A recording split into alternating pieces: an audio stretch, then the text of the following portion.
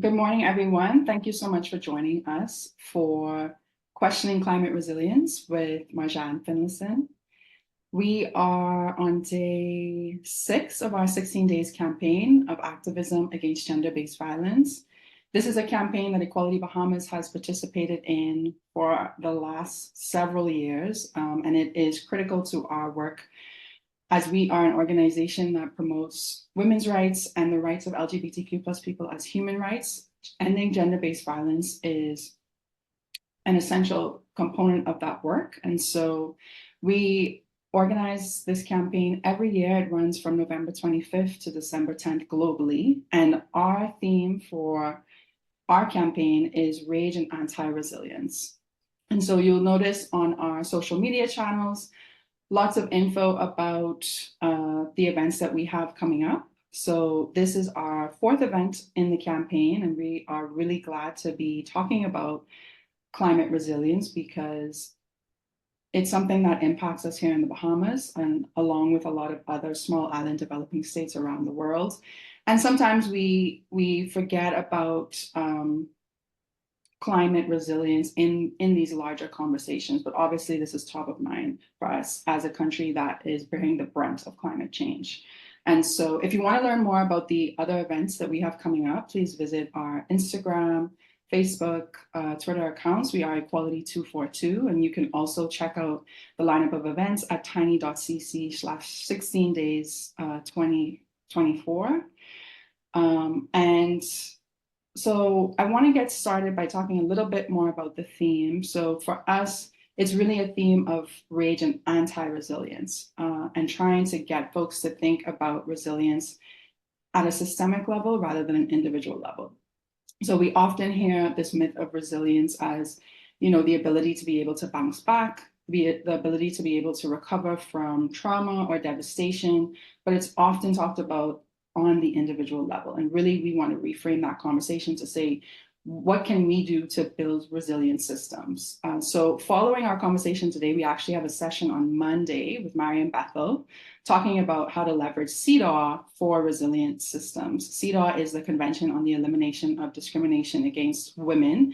And we've done lots of work on CEDAW. We have an entire series actually of talks on our YouTube channel, so feel free to check those out as well. But please do join us on Monday at 6 for that session, because it's really important for us to think about the ways in which systems and structures need to change and adapt and mitigate. Like, these are words that we often hear in the climate justice space, but on an individual level. And so how can we think about those things differently? And before we begin, I just want to introduce our speaker for today, Marjahn Finlayson. Marjahn is a climate change scientist, educator, and activist. She started in science as a tropical cyclone watcher, meaning a hurricane watcher, trying to figure out how climate change will affect these phenomena, particularly because they impact her native of the Bahamas. Through her platform, Climate Edu Bahamas, Marjahn runs the local climate impact service, the Fin Forecast, and the Social Sustainability Collective, DAPS, which stands for Development, Advancement, Preservation, Sustainability.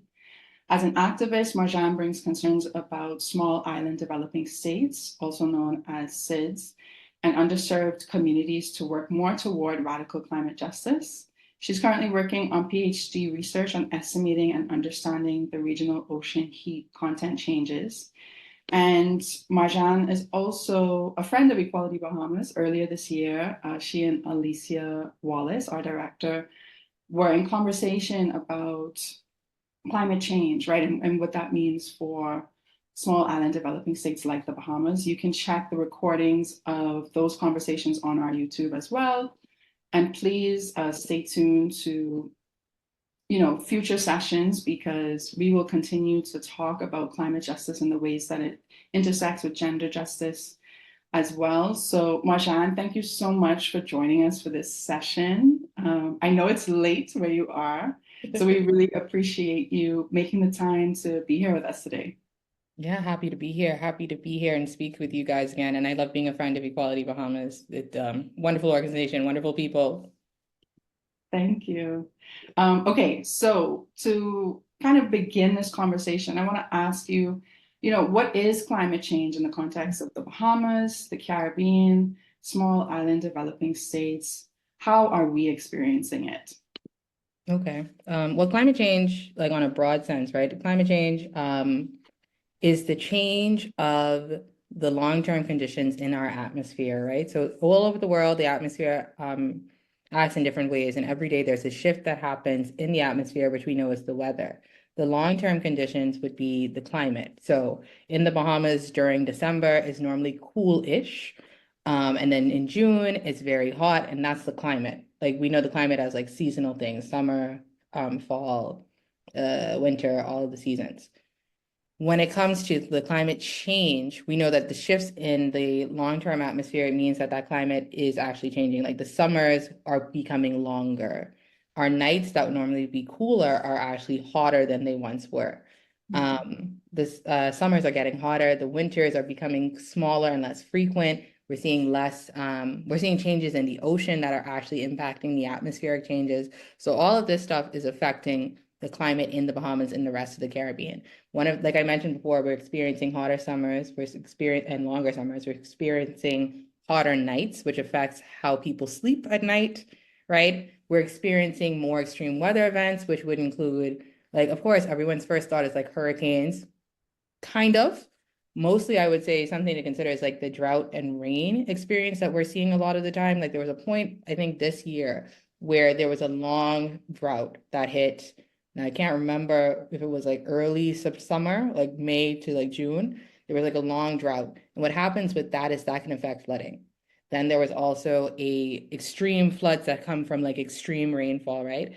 That affects flooding. If you have soil that is literally too wet or too dry, it's impossible for it to absorb water at a good rate in the ground, which causes immediate floods that happen in the Bahamas and like other places of the world. Also, you have sea level rise that affects flooding, right? These are small things that would mean like flooding, and that affects your insurance and all this other stuff.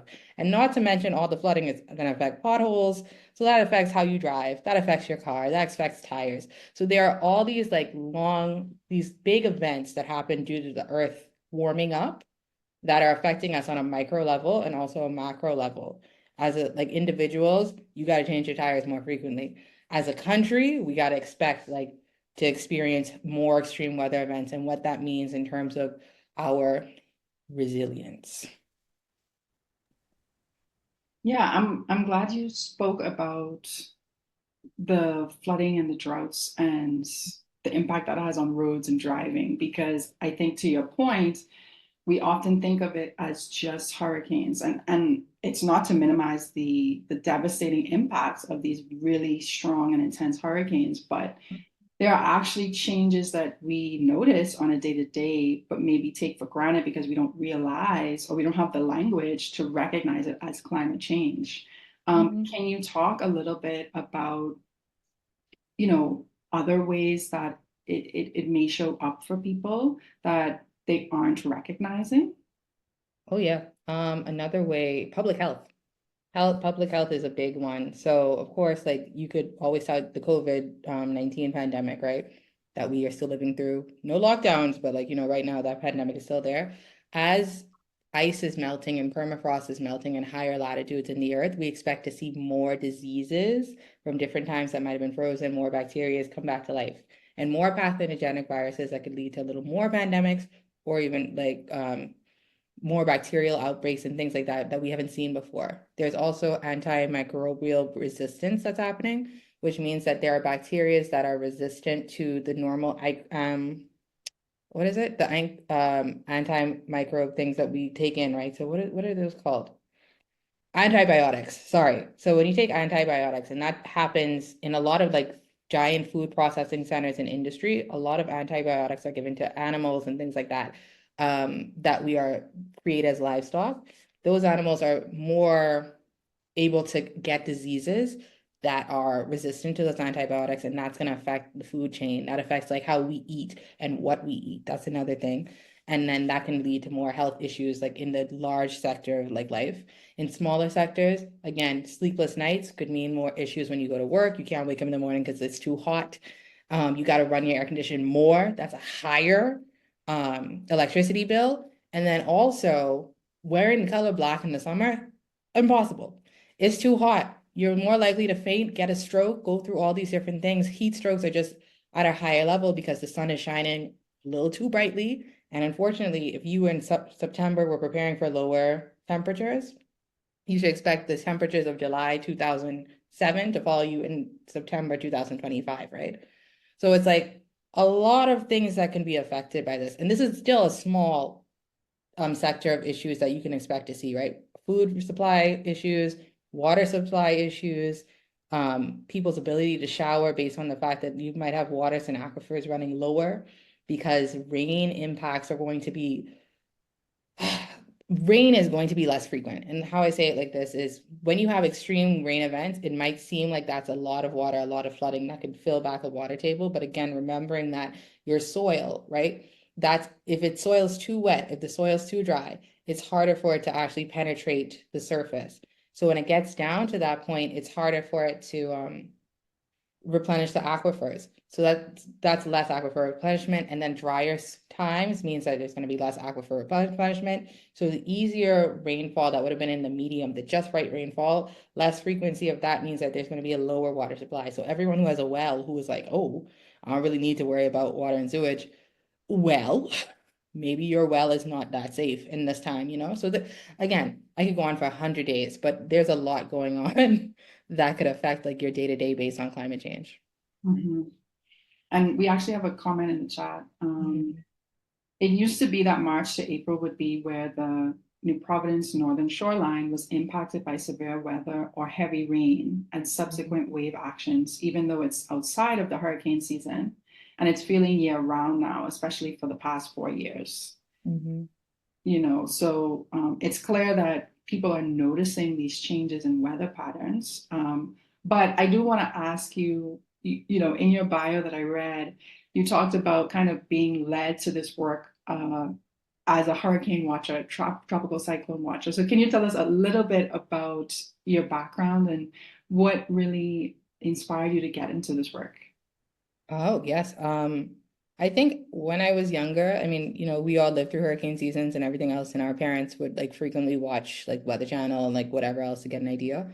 I was obsessed with the local on the eights, and I also was obsessed with like the weather, like preparing for the hurricane season. So like in the back of my mind, that was always something I liked. I also was obsessed with Captain Planet when I was on syndication when I was a little girl, and I so wanted to chain myself to a tree so badly. It was really it was really, I had a jump rope and I tried, like, no, you can't tear down this tree. No one was tearing down a tree.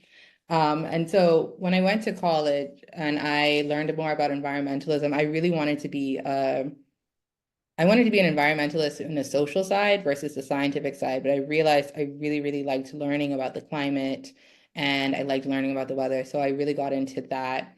I took a climate modeling course and I realized that this is the life I wanted to do. I got involved. I worked at NOAA, the National Oceanic Atmospheric Administration, for a summer in 2014. And there I learned about how hurricanes could be impacted by climate change. Because at the time when I was in university, Hurricane Sandy happened. There was, I think, Hurricane Isaac and a few others that hit Connecticut. And if you see Connecticut on a map, it's way up. And I was trying to figure out why hurricanes are doing what they were doing. So I connected that to climate change. I was able to learn about the climate variability and hurricane effects in my internship at NOAA. I got to write a really cool dissertation on it. And from then I was just like, this is the only thing I care about. So that was kind of like my steering point to like focus on that. Right now I work on ocean dynamics and figuring out how the ocean impacts the atmosphere, how the atmosphere impacts the ocean, mainly focused on the Mediterranean because that's where I am. And it's so cool. I mean, it's cool from a like computational, like learning scientific point. When you actually communicate that information, it's not so much cool. But it's really like I'm having a fun time, even though it's like, hey, I have bad news, but hey, look at this pretty picture I made to show you that the news is bad. So Mhm, mhm, yeah, no, it's been pretty cool, and I'm very lucky to have been inspired by other people who have worked in this field who are Bahamians who like are focused here. So it's a cool space. Very different. I'm like we'll talk a little more about it, but like in my experience, it's one of those things where it's like, ooh, being one of the like only Black people in the room when you're having conversations with people to be like, hey, I think you forgot this group of people when we're making these models. It's like a whole different thing. But it's really cool. I really enjoy it. And I would tell people to, do it, you do it too. That would be my thing. Yeah. And I mean, I think it's such a natural thing for you to have gone into it Mhm. with, following this love of like hurricane season and preparing, because that's one thing that I think unites all of us across the Caribbean is experiencing a hurricane at least once in your lifetime. And unfortunately for a lot of people, it's certainly more than once, right? Especially over the last Mhm. few years. Can you talk Mhm. to us a little bit about the case of Dorian and what that means for Bahamians in light of this idea of climate resilience, right? We saw coming out of Dorian this sensibility of Bahamians can bounce back from this, the Bahamas can bounce Yeah. back from this, right? But it was so devastating. And it's really, I think it speaks to this underlying idea that the countries that aren't responsible for climate change still have this undue burden of having to respond to it and bounce back from it. So, can you talk a little bit about what that means for us in terms of understanding climate resilience? Yeah. I think so when it came to Hurricane Dorian, it was like one of those things that happened where it was like when I was in 2011, I was like, oh, this is something that could happen in the future. And like talking to my professors, like, what would a category 6 hurricane look like? And then being like, Marjahn, shut up. Like, you don't know what you're talking about. I mean, they Mm, didn't say it like that, but that was my interpretation because I was being silly. When Hurricane Dorian hit, it was like, ugh, it was something that you could have expected to happen, not because of the hurricane itself stalling, but because of the wind. Well, not really the winds, so, well, maybe a little bit the winds, but the rain and the sea level rise was something that was like, okay, the flooding is something we could have seen coming. The slow movement of the storm is also something that has been recorded in papers. Like this is stuff that was predicted. So one of the issues that I face a lot of the time when I'm talking to people about how to prepare for hurricanes is that there's a lot of focus and a lot of work on the forefront of like climate change, where it's like we can predict this is going to happen. We can tell you this is going to happen. We write the policy reports so that you know this is going to happen. Like we know it's going to happen. Even in the work I do now, we can just predict this is going to happen. Now that we have the tools to know this is going to happen, what do we do with that information is a whole different thing, right? So we know that this is going to happen based on X, Y, and Z. One of the issues we have with climate change is that people can't really see it outside of the future.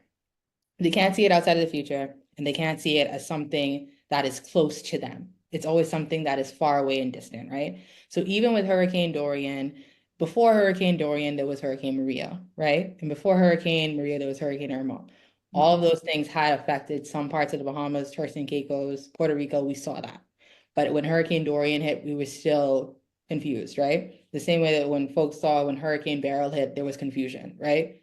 These are things that are going to happen. It's not a question of like, will a storm hit us? Yes, it will. Like we know that. Will it be intense? Yes, it will. We know that. So the preparation for the storms, I think, is one of those things that often gets like put in the back seat. There was a point in time where like people in the Bahamas, like before Dorian, I remember the preparation was very normal. It was a normal thing that happened. Everyone knew what would come next because we had lived through so many storms before, but never anything to that degree, right? And I think like after Dorian, there was like an automatic, like, this is how we have to take the step up to prepare for storms. And I saw that, I respected that, and it was cool.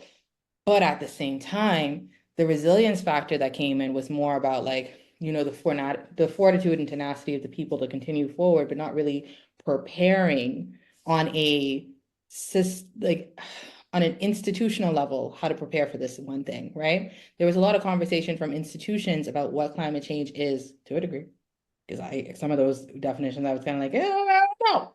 Because again, when we talk about climate change, a lot of the times a lot of focus is on like Hurricane Dorian, Hurricane Dorian, Hurricane Dorian, not necessarily hurricanes in general, Hurricane Dorian. Yes, completely understood, very traumatic, horrible, don't get me wrong. But there's a lot of stuff happening outside of hurricanes that are affecting how climate change is going to impact us, like I talked about earlier. So there's a lot of conversation happening and a lot of resistance that look resilience and resistance that I think like have been co-opted and both like have been used interchangeably to talk about how we will get funding to adapt to the changes, right? And when it comes to funding, we will talk about that. But when it comes to adaptation, there's so little effort and thought put into adaptation. So just to go back to me saying, like, there's a lot of money, there's a lot of focus that's put into the prediction part of things. There's some thought that's put into preparation, but when it comes to adapting to a change or to like fixing and like resist, like being resilient after, there's no fun, there's little money there, little money, little focus, little studies. And you see in like the latest IPCC report, that's the Intergovernmental Panel on Climate Change Sixth Assessment Report, there's a part about adaptation there that there's explanation on why adaptation strategies are not working, right? There's a lot of work and focus. There's a paper that's talking about the continuum, the navigating the adaptation and maladaptation continuum. It's a paper that came out in 2023 that basically is explaining like adaptation strategies, and especially in the global south, are not being put into effect in the best degree because a lot of the time people are thinking it's a one size fit all solution, and it's not, right? And you have to actually do work with people in communities to get an idea of what is needed, right? Because like even when you talk, like I lived in south of Luther for a little bit of time, right? The things that we experienced on the ground in south of Luther, the amount of flooding that would happen after a long storm, or like literally like this the effects of the sun in our areas, because there are probably less trees in certain regions and like more trees in certain areas versus like something that could happen in Pinewood versus something that could happen in Grand Bahama. All different things. And if you're not communicating with the people on the ground, you wouldn't know that. So everybody would assume that we could apply the same adaptation strategy in the same place. You can't even do the same adaptation strategy in Nassau, New Providence. So it's like it's such a process that requires such micro level work to also to get to a macro level understanding of what changes need to occur, that I think a lot of the time, and a lot of the times when it comes to funding, that's just too much work and we can't do that, or like we don't have the imagination to figure out how to get that done. So that leads to a point where the resistance resilience conversation is kind of useless because we're not involving everyone who needs to be involved in these conversations. And a lot of the times it's a lot of just talk, right? I interpret like when we talk about resilience as something where we're trying to resist against natural disasters, like this is something that's going to affect us. It's like the man versus nature kind of situation. And when it comes to climate change in general, that's just no, like nature does not discriminate the same way that injury does not discriminate when it comes to like anybody could get a disability, anybody could be affected by climate change in a hurricane way. Like discrimination doesn't work in that way in these places. Climate change has become a man versus man kind of thing, right? The people who are socially disadvantaged versus folks who have a higher advantage and advancement, right? So yeah, it's a lot of so that's where climate justice really has to fit in when we're talking about where resilience is in terms of like not on an individual level, like you're saying, like the resilient systems has to also involve climate justice because it has to involve everybody at the table having these conversations, and also everybody being given a large pool of information to better understand how we could, like, of course, predict. We already know how to do that. Prepare. We kind of have an idea how to do that because we have to use the predictions to get to prepare. But we also have to have the adaptation, right? That comes from what happened in 2019 with Hurricane Dorian. We need to know what happened in certain areas in the country and how to prepare them for the next time it happens. Because it's not a matter of if it'll happen. It is going to happen again. So what do we do to prepare? Dorian, I think, for a lot of Bahamians living in the Bahamas, outside the Bahamas, and even non-Bahamians just worldwide, it's Mhm. really cemented in our collective memory as an indication of what's to come, to your point, right? And, when shortly after it hit, Equality Bahamas, led by our director, Alicia Wallace, did at least 6 months of Mhm. relief work, in collaboration with the National Art Gallery. There were tons of folks who had been displaced from Abaco, Grand Bahama, and I think it was the first time for a lot of people in New Providence, the first time that they got to witness that kind of displacement. But Mhm.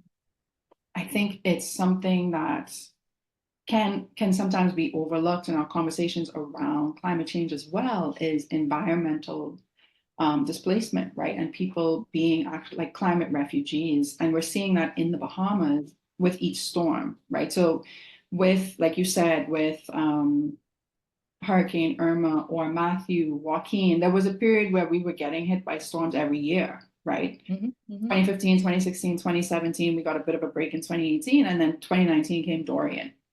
Can you Hmm. talk a little bit about the impacts that climate change has on the movement of people around the world? Because it's Yeah. not just the Bahamas, it's also small island developing states everywhere having to put in place these migration plans for their people because they know what's coming. Yeah.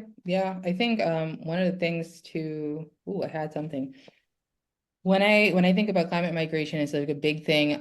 Dr. Del Thomas has a few papers on it talking about like the internal migration that happens within the Bahamas itself. But like of course, like outside of the Bahamas, it's big, right? There was a hurricane, and I also wanted to mention, like statistically, when I say when hurricanes are happening, the Bahamas is the most hit hurricane region historically. Like compared to any other nation in the Caribbean, like the Bahamas and parts of Florida, like the Bahamas is the most hit. So if you are like, oh, maybe a storm won't hit us, it's more likely a storm will hit us every 3 years than a storm not hitting us at all. So just absolutely that. But when it comes down to climate migration and displacement and people of like moving and things like that, is one of those things that again, the preparation part of it, we're not really considering, right? Again, the prediction, right? We predict the storm is going to affect us. And like we were talking earlier about you getting a degree and like working within sociology, there's a part of the climate change conversation that we're not having when it comes to sociology and geography and just like social sciences in general, when we consider the scientific, right? Like I could tell you it's going to flood, but I cannot tell you that your car is going to like blip, blip, blip, blip, blip in the water because I'm not thinking about that. We're not really thinking about the effects of climate change. So one of those things being climate migration, like yes, we know a hurricane category 5 is going to hit in Agua. So what does that mean? We evacuate the people out. That's preparation. We don't do anything to prepare the people to go back, if they go back, right? I remember when Irma hit, I was working at SBDC and a lot of people were like coming in. There was a group that was coming in from Ragged Island. They were like, we have been displaced from Ragged Island for 2 years. Like, we want to get our gas station up and running again, but we don't know how that's going to happen. We've been in Nassau for this long, so there's no, I don't know. I can't speak because I'm not working in the government, but I'd say like from what I've seen in the past, there had been no plan before to prepare people to return. There had been no plan for people to prepare to return and also create resilient systems for when this thing happens again, what will we do? Right? How will we prepare? And one of the things I always like talk to people about in terms of like hurricane seasons, especially, is you have to check your insurance policies. You have to check your insurance policies. You have to see the updates that are being made in insurance policies because people who really check for climate change, people who are really paying attention, are insurance companies. Insurance companies have climate scientists who are looking at the shifts in climate and changing policies based on that. So when you see shifts that are happening within insurance, right, in terms of displacement, in terms of damaged property, in terms of acts of God, right, in terms of all these things going on, it'll be in the insurance paperwork. It's there. Like insurance is paying attention to this, so we have to pay attention to it as well. So yeah, when it comes to migration, yeah, there's a social impact that we're not paying attention to, but it is happening, right? Like financially, business wise, there are actions being taken by bigger corporations in response to what could happen based on the data that they have. Yeah. Mhm. And I think, one of the most challenging things to come out of Dorian was the insurance policy change. A lot of insurance companies don't want to Mhm. provide coverage in Abaco or Grand Bahama anymore. They're not willing Mhm. to do it as if that couldn't happen elsewhere in the Bahamas, right? As Yes. if as if Abaco and Grand Bahama are just doomed and the rest of the Bahamas is somehow protected and safe. Mhm. But again, with these hurricanes that we've seen from at least 2015, New Providence has just been spared, but it's gone through Ragged Island, San Salvador, Long Island, Grand Bahama, Mhm. Abaco, you know. And so I think we like oftentimes that privilege is taken for granted. Just because it hasn't hit New Providence doesn't mean it's never going to, get there. And I think it's problematic to frame it as, oh, well, that happened over there, Hmm. you Hmm. know. And to your point, the Bahamas is constantly hit because we are an archipelago, right? So that's part of it too. It's not like we're not just one island. And so the chances of one of our islands getting hit is very likely when a storm forms and it comes up the Atlantic. Um, but can you talk a little bit about, I think some of the other things you observed during your time in Eleuthera? Because Hmm. hearing you talk about like deforestation and, you know, the sun, like this idea that people are experiencing the sun differently along a Hmm. chain of islands and what impact that has on climate. Yeah, yeah. I would say like where I was in South Luther, right? Shout out to Deep Creek and Deep Creek Primary School. When I was in Eleuthera, it was one of those things like I worked for a company. I worked for a company down there. We did some research that was focused on like how people understood climate change and doing great stuff like that. And I was very blessed because I had housing, one. But one of the things to note, like a lot of people, and it's not really the people, the way that people experience climate is different, not because we live in a completely different climate. Now, mind you, it did feel hotter, but that had to do with like, how there were trees built in different places, how land was cleared, like all this other stuff, but also how people behaved, right? So, like in New Providence, I am a city girl from Nassau. So in New Providence, you drive your car, you're in air condition. If you walk downtown, you're under a canopy kind of thing walking downtown. Um, it's like you're in your air conditioned car, or you like take the bus, or you do these different things to get where you're going, right? So your exposure to the sun might not be as much if you have all of these different resources to carry places. Not saying everyone has that experience, but saying like it's less likely that you might experience the sun. Where I was in South Eleuthera, a lot of people rode bikes, a lot of people walked. It was like a lot of people walked long distances, right, to get from point A to point B, wherever they were going. So there was more exposure to the sun based on that. You try to get under a tree to get where you're going. Sometimes it's not a tree there. Like a lot of land is cleared. So you're like walking these different places, experiencing that. And then there was also a level of concern because, and this is part of the reason I started the Fin forecast, because there was a concern with how people understood the weather prediction. Because it's weird. Weather is a weird thing. It operates differently in different places based on like vegetation on the ground could affect the weather. So whatever the weather report said coming out of Nassau wasn't necessarily what was going to happen in South Eleuthera. It might happen in North Eleuthera, but not necessarily South Eleuthera. So there had to be like more focus on the ground to see what that was like for them, and then also like just observational weather wasn't right. I'm going on a tangent, but it was like a whole different thing experience there because when everything is so Nassau and slightly Grand Bahama centric, it's harder for someone to be from an outlet island to get an idea of like how to be prepared for the simple weather.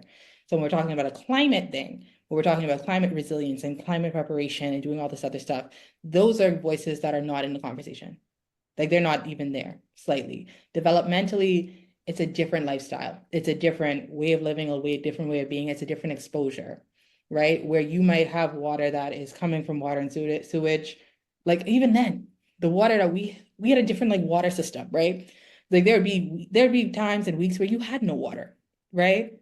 And that would be a conversation of like, okay, so how is climate going to be affect? How is it going to happen when we have serious climate change and we have no water right now, right? Because of a political issue or like the water's run out and like this and that is happening here because our aqua design system is different versus like water and sewage in Nassau versus like this person might have water in their wells, so I could go steal from them. It was like a whole different thing. So I think, yeah, like that experience taught me like, oh, everything is different all over the place. So what I would have thought when I left the Bahamas in 2011 to get an idea of like how um climate and hurricanes and X, Y, and Z are going to affect the country, what I would have thought on a large scale would have impacted the country is so different based on like people's behaviors, based on politics in different places, based on like how the country is divided up. And even considering the fact that Eleuthera is still part of the Northwest Bahamas, which is the most populated part of the Bahamas. When you get down to the central part and you get down to the South Bahamas, where it's less populated and there are less people, I can imagine even less resources, right? even less resources when it comes to money, when it comes to like government support. So simply thinking about those places and then considering how tropical storms and hurricanes and even like just regular storms affect those regions, right? Those are voices that are missing from the table and having conversation about what needs to be done on a larger level. You talked earlier about funding, and Hmm. obviously, you just brought it up too, in terms of the government being able to provide support. But I think Hmm. on a global level, funding for climate change is one of the things that's been presented as a solution. Right. At the UN climate conference that concluded just a week ago, you know, Hmm. um, small island developing states were given a deal of, I think it was like 300, was it 300 million or Billion, I think. Hmm. 300 billion, right? And the idea is that this funding is supposed to help them move away from, fossil fuels and investing in renewable energy and doing all these things that we know that other countries need to be doing because they're the ones that are creating this issue in the first place, right? And so it's really weird for the countries that are most impacted, like the Bahamas and other small island developing states, to be told, "Here's what you need to do," as if we created the problem. So can you talk to us a little bit about climate financing and funding and these other solutions that are predicated on this idea that we're responsible for this problem and so we need to solve it? Yeah, I think I don't like cops. I personally like I think Oh, it's the coalition of parties. COP 29 just happened, like you said, and concluded, I don't like them. I'm not saying they're bad, I'm not saying they're good. I'm just saying personally, Marjahn doesn't like them. I think it's on record. I don't like them. I just don't. I think that at the end of the day, it's difficult to work with a group of countries in the global north that are comfortable doing their way and functioning in a system of like uh, uh, patriarchy and capitalism that focus on particular things to get them to care. But also when ExxonMobil has a seat at the table, there's no way, there's no way we're going to win this. You know what I mean? Um, so when it comes to climate financing, right? One of the issues that happened with the recent deal was those about 300, I think it was like $338 billion that they set aside for supposedly, I don't, was it the loss and damage fund or just like climate finance for countries? The issue was, I think originally all these other countries in the global south had wanted $1.3 trillion mhm. dollars. So the 300 billion came as like a slap across the face. Like this is all you were willing to put money into. So I think there was like a conversation that was being had, right? And I follow this newsletter and I encourage other people to carbonbrief.com. They come out with a newsletter every week explaining and like there was a conversation being had with the United States in particular saying like as we're about to change regimes, the next person coming in, he's not going to give you anything. So you need to take what you're getting from us here and be comfortable with it. And that was like a conversation that was being had, like take what you get and be, and what is that saying? Like we're happy for what we get and we don't forget. Like we don't regret. Like be grateful for what you have and be happy with that's it. And that was the kind of conversation that was being had. And despite there being like climate justice conversations and like literal lawsuits internationally talking about how the global north has a responsibility to the global south, that's being violated every day, right? It's being violated every day. We are all in this together, but we are not all in this together. So let's talk about climate finance. Climate finance, I believe, is predicated on this idea that we're all going to get to, when it comes to carbon emissions, net zero. Carbon emissions are measured in a particular way. I think carbon emissions are hard to measure in general, but carbon emissions, I think, could be measured.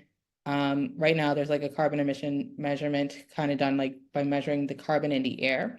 So there's a diagram, right, at the Mauna Loa University Observatory. That is like, I think in Hawaii. I could be wrong. It's Scripps University, basically.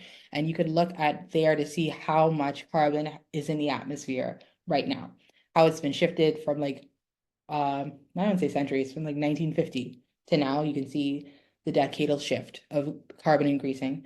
When we were younger and people talked about the carbon composition of air, carbon dioxide made up 0.3%. Around 2012 or 2013, carbon dioxide got to 0.4%. So we know there's an increase happening. We know that. So there's a measurement of net zero, and net zero is this idea that zero carbon, imaginary carbon, is going to go up in the atmosphere, and that being like, if we want to continue business as usual, we have to plant more trees that will cancel out what we're doing, right? So if I want to release 10 tons of carbon emissions by flying a plane, if I prop up more trees in Brazil and they can absorb that amount of emissions, it's net zero. Not really stopping what we're doing, but we're getting to a point where it's like overall, the net and the gain, like the loss and the gain, are going to give us a net of zero. It's economic math for a scientific problem. You see how we run into issues already? You got the economics, you got the science. Some people might say they go together. I would tell you, I don't think so. When it comes to climate financing, the idea is we want to continue working in a capitalist system, quite simply. When we talk about the business as usual scenario in the IPCC reports, right? A scenario that says like we keep doing what we want to do, and we know for a fact that emissions are going to go up, which means our temperature and energy is going to go up. But we want to continue doing what we're doing, so we try to create a net zero to get to that. So when it comes to climate finance as a solution, we are financing more of these initiatives that will give us loss of carbon dioxide to get the net zero. So one of those ideas is like through carbon credits. And the carbon credit system is something that was brought up in the COP29 as a solution. This COP29 was actually the climate finance COP because it was set in like, a big oil state, big oil country was like guiding it. We don't want to stop big oil company, but we want to stop climate change. So when we're working toward net zero, we're trying to come with more initiatives. So one of those things is the carbon credits. And the carbon credits is this idea of like, if we preserve different environments, or if we pay countries to plant trees, or we, I don't know. One of the things was like the green carbon credits versus the blue carbon credits. Right now, the Bahamas is the lead on the blue carbon credits, right? And the idea is if we can, let's say, save whale populations. I'm not joking, this is a real thing. If we can save whale populations and push whale population forwards, let's think about the amount of tons of carbons that whales can absorb. They can't, they absorb oxygen. But if we can like do that and the whales can absorb, then we can continue to produce oil because the whales will balance it out. If we can continue to have these giant flights and certain not country pop stars could have their jets fly all over the United States of America, she can buy carbon credits to preserve the seagrass in the Bahamas, and that will cancel it out. Economic math, not real math though, because let's think about this. When we talk about carbon credits in the Bahamas, we're talking about preserving certain areas, right? So preserving green carbon credits, preserving national parks, preserving seagrass discovery that were already there, but some white scientists found it and everyone's like, oh my God, it's a big deal. Seagrass, preserving different parts of like the country that are already there. And like, I remember someone was like creating a green lung in the Bahamas. Firstly, consider how small the Bahamas is to the rest of the world. That would make no sense. Secondly, if a seagrass bed is already existent in a place, right? Us discovering it does not mean it's going to absorb the carbon more. It's not going to go, oh my gosh, y'all found me. I guess I'm going to absorb more carbon. No, like it's going to do what it was always doing, absorbing as much as it can, right? And we get to a point where we also don't realize the ocean itself.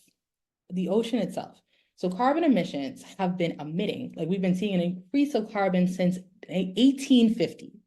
None of us were here. What I'm telling you, from the year 1850 to now, there were scientists going, oh, the climate is definitely going to change. But they kept continuing doing what they were doing. And this is another part of climate justice, because I'm always like, well, a lot of my ancestors were just freed from slavery when that happened. So I don't know how to feel about that. So in 1850, they already had carbon emissions going up. 1850. Trees that were deforested could not absorb that carbon because development, all this stuff was happening, revolution, trees were being deforested. The ocean itself has always been absorbing carbon. The ocean is a carbon sink. At some point, and I think we've seen this in some studies this year, the ocean is getting to a point where it cannot absorb any more carbon. So your seagrass beds that you are depending on will not be able to absorb the carbon because the ocean is getting to a point where it cannot absorb any more carbon and it cannot absorb any more heat. So that means that the net zero math is a wonderful imaginary theory. The reality of the science and the physics doesn't make any sense.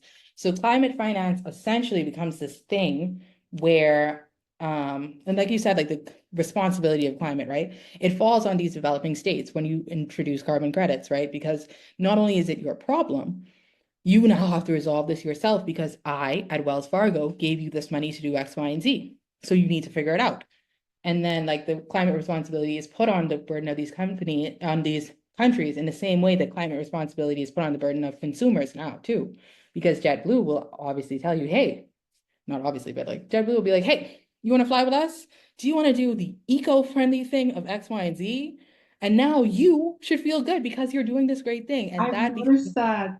I've that just becomes, like yeah, it's your responsibility to responsibility. save the planet. This is Mhm. greenwashing that companies are doing. They're creating this idea that by you spending money with us, you're going to actually help the planet. When in reality, these companies are buying carbon credits sometimes that are ineffective. Because a lot of the times when you talk about carbon credits, like with my example, eventually it's going to be ineffective. It's just the blue carbon credits are not going to make sense. It's unfortunate, it's reality. With the green carbon credits, we've seen in history that you can pay for a carbon credit and say, we're going to plant a bunch of trees in Nepal. You give that money to the farmers and they say, we're not doing that. But you already paid for the carbon credit. So you still can emit your carbon, but there is no enforcement that they're going to do this in other parts of the world.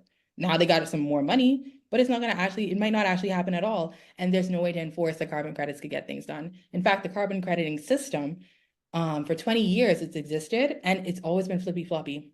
There've been like people saying that this is not effective at all. In the last COP, they have found a way to make it a little more effective. There have been more discussions on how it's going to make a difference, but now there are more professors and climate scientists who are like, it's just not making sense. Now, I said that for a minute. I said it ago. I wrote about it. People didn't like it, but it's not the economic math. There's a difference between, there's like a joke about like a difference between a mathematician and like a physicist, right? Like a mathematician will tell you all the theory, like this could happen in the future. It'll be great. Like let's, of course there are interval like universes and multiverses that exist in the future and like at the same time. And a physicist will tell you, no, it doesn't. That's not true. Like that's not how this works. It has to happen in X, Y, and Z. So we have the economic like mathematician who's like, this is gonna be great. And physicists who are literally going, this is impossible.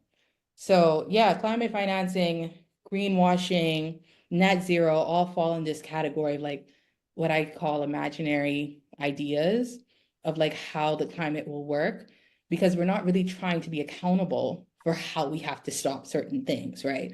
How, and like putting onus and responsibility on like more like less advantaged people, consumers, small developing island states, least developed countries, all these places are getting the responsibility of this thing put on them when there's very little you can do, right? So yeah, I think at the end of the day, climate finance is, I don't want to say a scam because I'm not a climate financer, right? The jobs are in climate finance. I'm not going to come for that. I'd say climate finance is one of those things that needs more physical scientists in the space with them to tell you what can work, what can't work. And if we're going off the predicate that we're going to continue the predicate, if we're going off the idea that we're going to continue business as usual, that we're going to continue admitting and we're just going to reach net zero, it's not going to work. People are going to suffer. We're getting to a point where climate systems, like I talked about the ocean being one of those things that is no longer going to absorb oxygen, carbon dioxide after a while. We're hitting tipping points. We're hitting points in the environment where we're never going to go back. Like nothing is ever going to change again. Once you see some ice sheets melt in Antarctica, that's the end. You know what I'm saying? Like you could net zero all you want, but when you see some of those ice sheets melt for real, when you see permafrost melting happening in different parts of the world and pathogens like leaving different parts of the world that were supposed to stay frozen, there is no coming back from that, right? Climate change isn't something that we expected. Like the rate of climate changing is something that we're scared of. The rate of heating we're seeing is something we're afraid of because it's stuff that the stuff that we're seeing right now should happen literally 500 years from now. That's what we're talking about when we see the climate changing. That's where it's like, this is a problem. And I might sound very dramatic, but in the interglacial period that we are currently living in, right? In the theory that we're supposed to go from one ice age to another, we've accelerated that timeline from that was normally in the past about like 1,000 years or so down to like, 100, 200. Wow. So by the year 2050, which is what we can predict right now, 2100, which we can predict right now, things will look a lot differently. Like consider the fact, right, that there are children who have never experienced the same winter that you experienced when you were a child. You have never experienced the winter that your parents experienced, right? Mhm. Someone Mhm. born in the year 1901 versus the year 2024 would have completely different experiences of temperature, completely different. Like grandparents, like I can remember when it was cold in December. My younger cousins cannot remember the same level of cold. That's how quickly this is accelerating. Mhm. We have a comment in the chat. Why isn't there a limit on carbon credits overall as a system? It can't work if they consider it infinite, that isn't reflective of the Earth's capacity.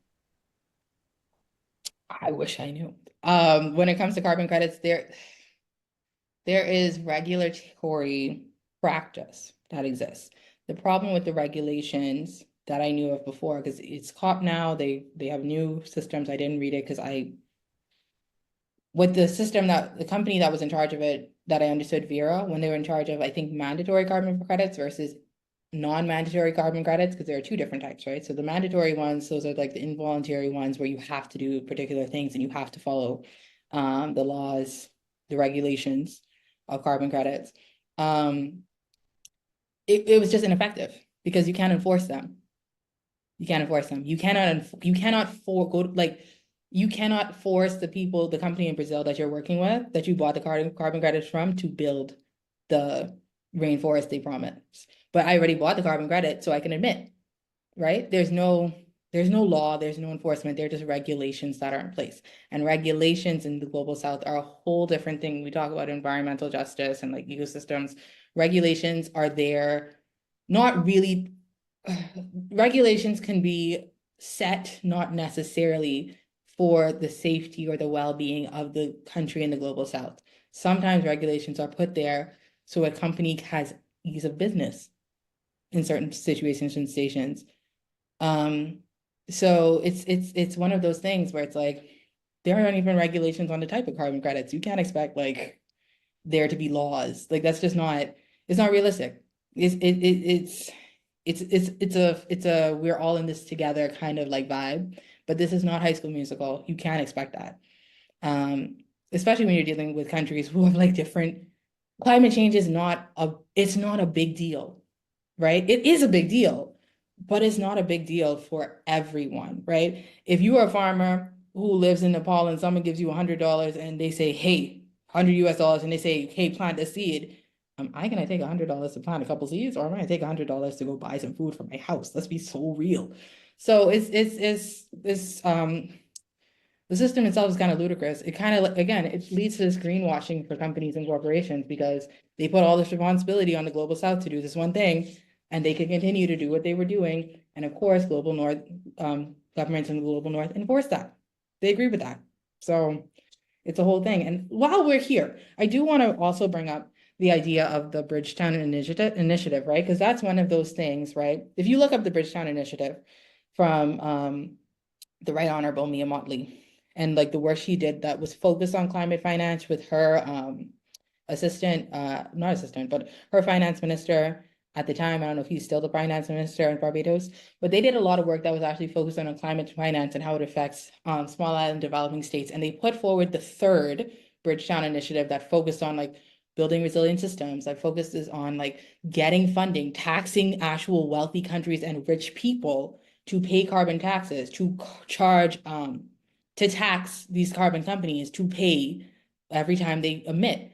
These were like initiatives put forward because there was a point in time when Barbados had to default on loans. I don't know if y'all remember that.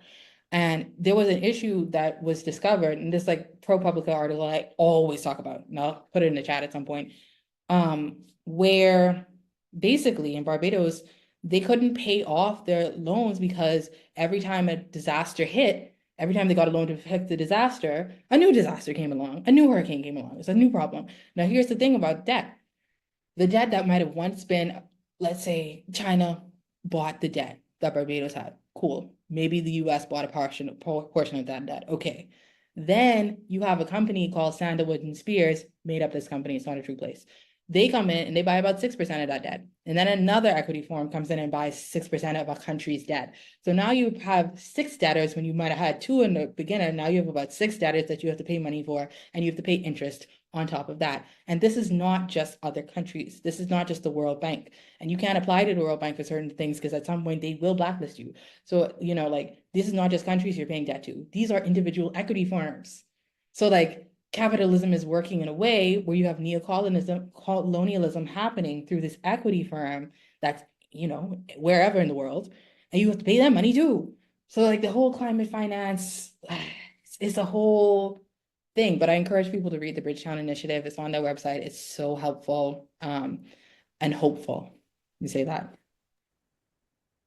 I think, yeah, the hopeful aspect is important because when you actually sit down and think about this for too long, I think it's easy to lose hope. But, you know, related to what you just said, Prime Minister Dickon Mitchell of Grenada actually said at COP, like small island developing states have repaid in debt financing 18 times more than they have received in climate financing.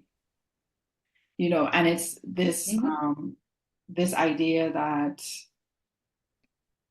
our countries are poor, are inherently poor, right? There was even like a headline that I came across of a BBC article saying richer countries have promised to raise their funding to help poorer countries fight climate change. And I was like, it would be the BBC, you know. It would be the BBC. It would be any sort of newspaper from a colonial imperial power saying richer countries have promised to help out poorer countries. Are you kidding me? Are you kidding me? Like this situation that we find ourselves in is rooted in capitalism, as you mentioned. You know, like capitalism requires the extraction of resources. And I think one of the most powerful things about understanding the root of climate injustice is the ways in which colonialism required the degradation of the environment. And so it's just absurd that these powers of the global north would say to us in the global south, this is your problem. Here, we'll give you some money to fix it, but then you owe us money. Yes. Right? You owe us money because you are poor. Not, oh, we've extracted all of your resources over centuries. We've decimated your ability to provide for your people.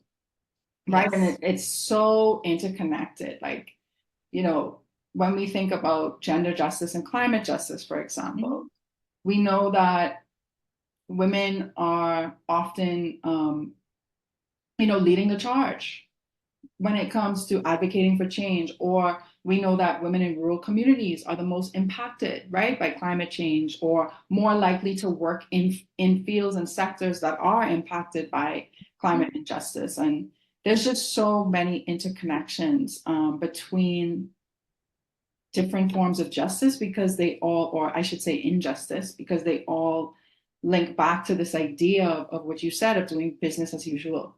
Right? We'll maintain the capitalism and we'll just plant some more trees and fix it. And y'all and y'all be resilient, and y'all figure out how to deal with it, because we're not changing our behaviors. We're not willing to give up this idea of putting profit over people, profit over land, profit over the environment. I And tell you, I it's tell so frustrating. Oh, I tell like literally every time I open the news and it's like, oh, let's continue like all the stuff that's happening in Palestine and Ukraine and the Congo right now, all that stuff we see it happening at this moment, we are going to feel that in the next 5 years. Promise you. Promise you. If they stop right now bombing them people, all of the carbon emissions, all of the carbon emissions that's happening from all that right now, we are going to feel that in the next 5 years, if not next 2 years. Because here's the other thing. Listen, I love a climate model. I'm a climate modeler. I love to play with the, like, there is no model that has predicted any of this stuff happening. None of it. All the stuff that we're experiencing right now, there is no model that has predicted the level of carbon emissions that are going up have gone up in the year 2024. So whatever has been predicted, whatever I'm going to write in my PhD, I'm going to assume is underestimating what will happen. I assume it's going to underestimate the extreme weather events that we're going to experience. So when you talk about it's interconnected, immediately, like we're seeing it right now. And like even with the conversation about like women doing all this work, like when we talk about ecofeminism, right? We talk about this idea of like how there's like an idea with colonialism that you have to conquer. We have to conquer the environment. We have to conquer these things instead of like work with the nature itself, right? Instead of like recognize that, colonialism is inherently a structure of patriarchy, which leads to a structure of how we deal with ecocide. Also recommend reading Ecocide by David White. I don't know, I say it all the time, but it's such a good book. When we recognize like how these things all like are integrated, and like ecofeminism being a political movement to try to shift that idea to bring more feminist like trait and movement to nature, to actually care about the animals and the environment, right? Because like we have biodiversity levels that have dropped 73% since about 1970. Like the ocean right now, the amount of fish that are in there right now, a lot less. Plastic, there are a lot of plastic bags in the ocean that are competing with fish populations. So like habitats dead, animals dead. The crocodile populations in Palestine. Like there were a lot of crocodiles. No more. You know what I'm saying? So we're going to live through all of those effects. We're going to see it happen in real time. It's not a matter of like when I'm 70 years old. It's going to be when in 2 years, we're going to see these effects. So it's just huge concern, huge concern. So when we're at COP and everyone's like, haha, here's this amount of money to help with your problem, you are literally causing real life problems and real time issues that we're going to face in 2 years, and you give me a quarter of what I asked for. You see, like it's just a level of like disrespect on top of it that I think is very powerful, especially as we expect regimes to switch in the next few years or year. Yeah. Um, Yesterday was actually International Day of Solidarity with the Palestinian people. Mhm. So I'm glad that you brought that up, because I think for a lot of folks, what's happening in Palestine can feel like something that's happening over there, Mhm. particularly in the Bahamas, where we are inundated with media from the US, right? Which Mhm. is clearly presenting a particular narrative that is Mhm. harmful, that is untrue, Mhm. and that just serves to, you know, empower the imperial entity that Israel is. Mhm. And I think, even when I think about growing up in the Bahamas and consuming that US media, and thinking about how they framed the East, the Middle East, Mhm. it's being in this era of like social media and being able to have access to information has allowed me to understand everything that I misunderstood, Mhm. and I think it is very dangerous to underestimate the impact that this genocide is having and will Mhm. have on the globe. Because again, it's often framed as an issue that's happening over there that doesn't impact us. Can you talk a little bit more about the environmental impacts on, for example, the mining of materials in the Congo, right? Yeah. Mm. and what we're seeing there and how that will have implications for the future.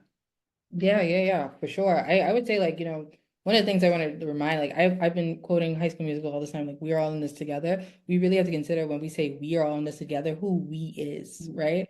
Yeah. And like when we're under the system we live in, which is like patriarchy, capitalism, racism, like who the we is oftentimes does not look like you and me. Like it doesn't, our gender, it doesn't fit the we. So we have to consider that when we talk about the Congo and like what's going on there in terms of mining. It's horrific. Your child laborers are being used, child slaves, essentially, like child laborers. There are huge wars that are happening to like mine resources of like particularly cobalt that is used in our phones and like used for us to oh, use in electric cars, actually. That's a big thing I actually wanted to bring up too. Use cobalt and all this different, like, and I think lithium too. I'm not sure if they're digging lithium, but lithium's a big one. You use these in electric car batteries, right? So it's another thing. If we want to move toward a more environmental and eco-friendly future, we're going to use EVs, electric vehicles. They're big, they're helpful. But you have to mine for that. When you're mining and picking up things that are like we don't there are technologies in the future they're trying to figure out how to use technologies that are not being mined to power phones and actual electric vehicles. But right now, one of the biggest producers of Tesla is using that. So there environmental degradation happening in the Congo that's going to affect and carbon emissions, of course, being emitted while that's happening, and like genocide, ecocide, habitat killing, animals don't have a place to live. All this stuff is happening at the cost of one, being able to check your phone, and two, being able to feel good because as a consumer, you are buying an electric car that's saving the planet. Yeah. So I think conscious consumerism is so very necessary. In fact, like Equality Bahamas is one of the organizations that's alongside Climate EU and a bunch of others that have put together a climate change holiday guide that can help people with climate change shopping this year. So you could have more of a positive impact when you're shopping during the holidays for different things this year versus actually giving money to companies that are working in genocide, ecocide, mining, prison labor, all this horrible stuff. The key, I think, when it comes to this is we also have to break down what marketing schemes look like. Like, again, greenwashing is one marketing scheme people used to tell you, like, you're helping the planet. Are you? Are you really? How? It's important to actually look at these companies and where like their interests are and having an understanding of where you're buying from versus like local companies. And even when it comes to buying local, who are their suppliers? Who are Mhm. they getting their supplies from? Like it's important to be super conscious of this stuff because you just don't know what impact it'll have on people, cultures. Like looking at cultures being erased on your phone is crazy. You know what I mean? Like we need to like be more conscious and aware of like what we're doing in terms of like, and yes, I am strongly on this animal, like it's not just me watching Wicked saying this, but strongly on animal rights too, because at a point, whatever happens with animals with climate change, whatever goes through like in animal populations will affect us. Like when we saw COVID-19, a zoonotic disease affect animals, we knew that was going to have a big impact on us. Like veterinarians are some of the first people who can tell you like a big disease is going to happen. So we need to be caring about like animal populations, people, environmental places. We like all of this stuff affects us. Like it may feel like, and this is again the climate change thought, right? The wars that are happening over there are going to impact us over here. The Hurricane Milton that happened over there is going to affect us over here, right? The killing of people and like animals that happen in one place are going to have affect us over here. If they can do that, right? This also comes back to COP 2 when you think about it. If you can dehumanize a group of people in a particular nation, Palestine, Congo, Sudan, Haiti, all these different places, if all of those peoples can get dehumanized and treated a particular way by countries in the global north and Western imperial powers, imagine when you are on a global stage in a global conversation with them about the importance of climate change, and you ask them for $1.3 trillion, and they look at you and compare you to the people in those countries and say, you get a quarter of that. It all connects. Because if they can dehumanize people over there, they can dehumanize you. So it always will make a difference. And there is no amount of working toward trying to live in the imperial core or work with these imperial powers that will make it better. There's on an individual level, it might feel like it, but it won't. And I think that's an important message I want to really bring out to Bahamians as well. Part of the reason we wanted to bring out this holiday guide, part of the reason we wanted to like taught people to have an understanding of the importance of boycotting and better like using your dollar and being more climate conscious is the fact that there is no amount of thing you can do to make yourself part of the non-dehumanized population. Because whatever could happen to someone over there is something that will happen to you, right? It might have been good because, you know, the next Hurricane Dorian, like the next Hurricane Dorian that happens will probably not look like the same response and the same level of care that occurred in 2019. And that's something we need to really think about. If they're not willing to give money to the global south at the level that was required and asked for, despite International Court of Justice agreeing that it falls on the global north to pay countries in the global south, when that time comes for us to be hit by these hurricanes politically and legally, a lot of the times these countries they will not come through. So it is something to consider. Yeah, I, that really is something to consider because I think, you know, for me, just speaking personally, I have thought about when the next Dorian hits, but I haven't considered the fact that the response likely won't be the same. You know, because so many, you know, since then, like you said, we've had COVID. We're now, you know, bearing witness to genocides and learning about genocides that have been taking place, but you know, some of us just weren't aware of.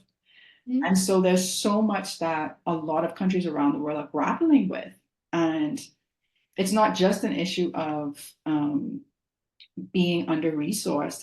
It's the different ways in which they now have to allocate the resources that they do have because so much is going on, you know. But I want to go back to the Bridgetown initiative that you talked about because you said that, you know, there is hope there. Mhm. I think what are some of the things that you like to impart on people to keep that hope alive for change and I think, you know, just a little bit of optimism to know that this doesn't have to be our reality. I think one of the big things is what everyone's saying, right? We have to find community within each other. But it is now I want to say I was saying it before, I'm such a hipster, very 2014 reference there. But um like you know, there's like a cute little graphic I like to put at the end of my presentations when I talk to people that's like we can't wait on the government to do something and we can't do it by ourselves, but we can do things together. We can do things within our own communities, right? We can make a difference by doing things and being effective.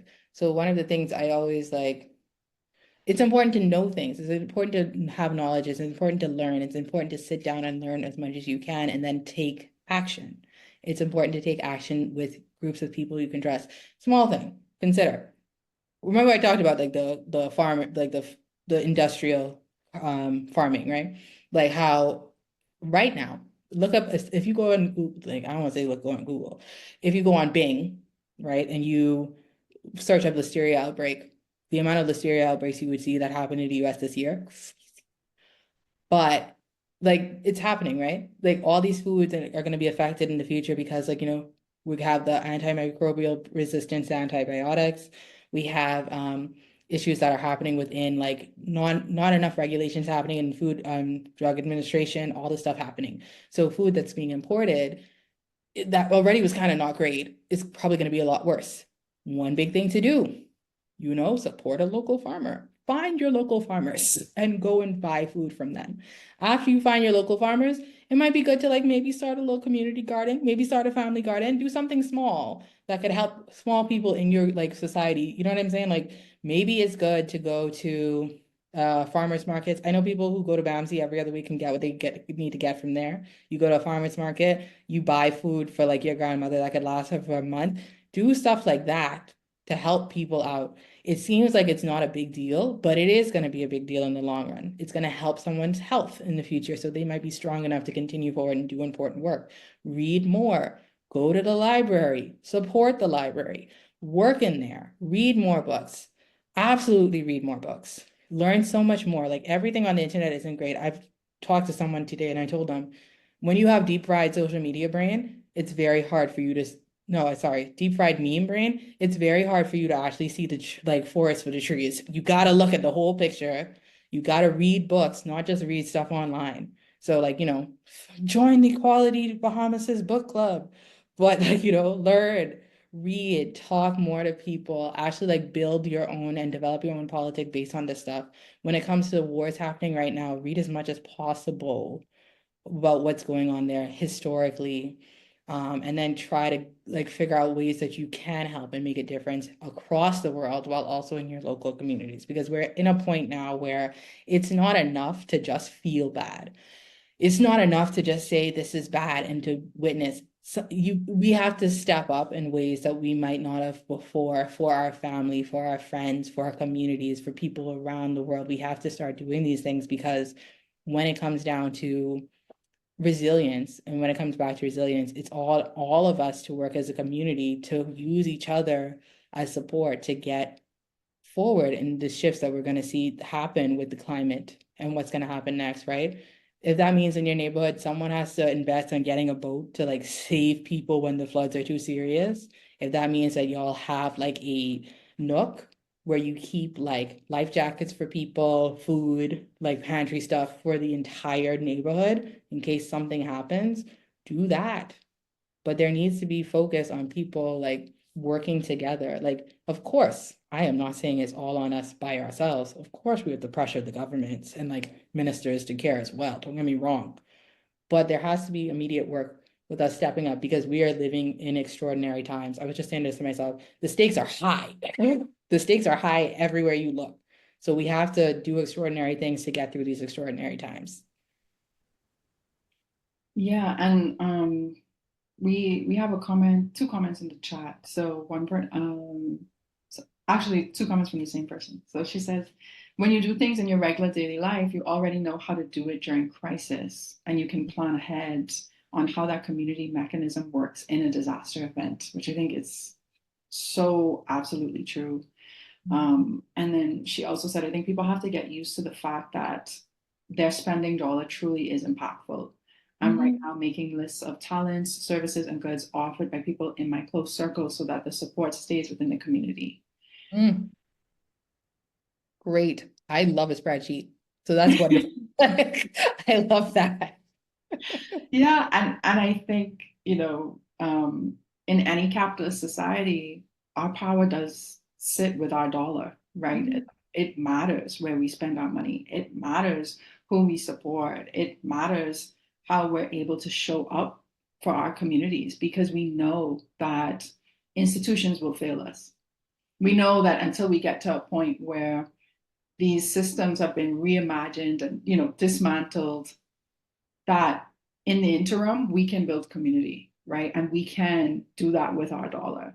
So I really love that she said that, and that you brought that up. Is there anything else that you think is really important for people to know when it comes to being able to question climate resilience on an individual level? Because I know just now you said like read, which is super important, because we need to have the language and the knowledge to be able to recognize things, right? To be able to examine a situation and say, oh, they're making a systemic problem an individual problem, right? Really, we know like systems need to change, and it's not all on us, and we need to pressure the government. So just, I just want to end on anything else that you may want to share that will help us to think critically about these things so that we can dispel that myth of individual resilience when it comes to climate change. Sure. I would say, okay.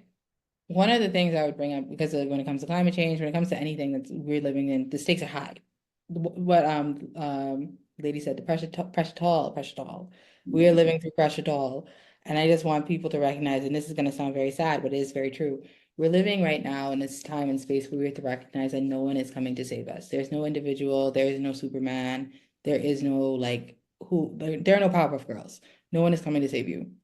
What is coming next is up to us as communities to like live together and live through, right? And we have to like work to get to a space and place where we recognize one, the climate is doing X, Y, and Z.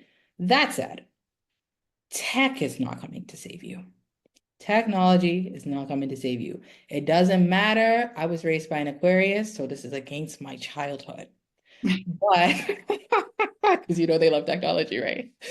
Tech is not coming to save you, friend. Google, Mr. Zuckerberg, they're not coming to save you. When it comes to like this whole like introduction of AI as like a savior to like all the things, economics, environment, climate change, ChatGPT. ChatGPT uses so much waste. Chat every time you type in to ChatGPT, what did you think of Laura Jean and Peter Kavinsky getting together? That chatbot is using so much tons of water, so much electricity, so much carbon emissions, destroying so many habitats as a data center. Like it's causing so much heat energy to go into the atmosphere and causing so much problems with the climate because you just asked that one simple question. So imagine people who are doing code and fixing everything on ChatGPT. This simple, like this idea that Silicon Valley has the solution to save us is not real. And that's not saying that technology is evil. I want to highlight that. We live in a society that is, again, built on a capitalist system. Most of the tech giants we know, most of those people who are framing themselves as saviors are giant capitalists. They are taking large bits of people's land. Look up Mark Zuckerberg in Hawaii if you don't believe me. They're taking large bits of people's land. They're taking large bits of data, like huge data centers, and they're causing huge environmental and climate issues in themselves and presenting these solutions to save the world through their large sums of money is not a real thing. No one is coming to save you, and especially no one with a large amount of power and a large amount of money and influence is coming to save you when it comes to climate change. You have to look within yourself to learn more and also work with people in your communities around you to get a better understanding. Support youth, people in youth, people like Greta Thunberg and also other young activists who are learning and working within themselves to make an understanding of how climate works and how all of these things, all of these injustices are connected. There is no savior in a high capitalist society who is a high capitalist who is coming to save us from climate change. They benefit from the climate changing. They benefit from environmental degradation. They benefit from genocide. Things to consider. Wow. That that no, that's a great way to sum it up. And I think um one thing that I wanted to mention was that earlier I said yesterday was, International Day of Solidarity with the Palestinian people. That's not a new day that has come about in response to this genocide that we have been witnessing for over a year now. Mhm. The oppression that the Palestinian people have been living under has been decades long, right? Centuries long. And so I think it's just really important to understand the historical context of all of these issues, as you were saying, because um, it can, when you don't, obviously, you don't know what you don't know, right? So it can be difficult to have, like I said, have those tools to be able to question and critically think about things. But once you know what you know, it's what you said, right? It's take action, be mindful about your spending, be mindful about who you're supporting, and try and find community so that you can build those systems that aren't being built for you. So I just want to check in and see if anyone has any questions before we wrap up. We had some comments in the chat throughout, but just want to check in here. Does anyone have any questions? Feel free to put your question in the chat or to unmute yourself. Or if you just have a final comment, that's welcome too. Ooh. Well, I was just told that yesterday was Women Human Rights Defenders Day. Um, anything about yeah. Of course, shout out to indigenous populations around the world who are defending the environment, like and who are water defenders. But yes, and women human rights defenders, they're like people who are really working toward. I'm not. I don't think myself as one of them, but working toward saving the environment, saving the planet, saving people. And I think it's important to also I hate to say hold space because defying gravity, but I think it's important to hold space for people who are like working in the spaces of defending human rights, animal rights, land rights, because there are there are laws, eco laws that people are doing that thing. I would encourage people to take some time out to actually learn more about ecofeminism as well. Like in the space, I know like that's where there's a cross between women's rights and environmental injustice, ecofeminism as a politic. I learned about this like maybe last year. Last year is so very interesting. It's so very deep. And getting an idea of like how dominant culture, instead of saying like, capitalism, patriarchy, how dominant culture affects how we interact with the environment, how we interact with the femininity that we place on the environment of something that needs to be conquered, right? And like how we view other people and why these things are important. So I would encourage people to learn more about ecofeminism and also, support women who do this work, women, men, and non-binary people who do this work. It's very important to consider that. So yeah. Well, thank you so much, Marjahn. As I mentioned at the beginning of the call, our next session is Monday evening with Marian Bethel, and that is leveraging CEDAW for resilient systems. CEDAW is the Convention on the Elimination of Discrimination Against Women. And Marian, like Marjahn, is a longtime friend of Equality Bahamas and will be with us via Zoom to talk about how, we can take a closer look at the recommendations that come out of CEDAW and how those can be implemented to actually build resilient systems. Because again, we want to get away from this myth of individual resilience and recognize that there are structures and systems in place that need to be rebuilt.